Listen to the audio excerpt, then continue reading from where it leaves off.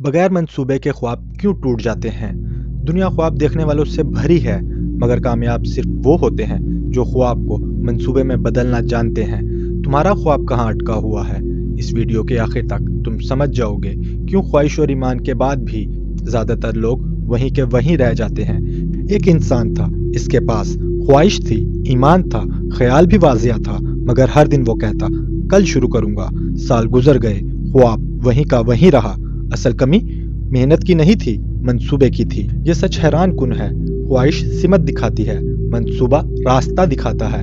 जो सिर्फ मेहनत करता है मगर मंसूबा नहीं बनाता वो थक जाता है, आगे नहीं बढ़ता। और जो प्लान बनाता है मगर लचक नहीं रखता वो पहली नाकामी में टूट जाता है। थिंक एंड ग्रो रिच कहती है ऑर्गेनाइज्ड प्लानिंग एक नहीं कई रास्तों का निजाम है। अगर एक रास्ता बंद हो जाए तो दूसरा फौरन तैयार होना चाहिए। जरा सोचो, अगर आज तुम्हारे पास वाजिया कदम होते तो खौफ कहाँ रहता? अक्सर हम डरते नहीं, हम उलझे होते हैं। आज ही अपने मकसद को लिखो, इसे 5 छोटे स्टेप्स में तोड़ो। पहला कदम आज उठाओ।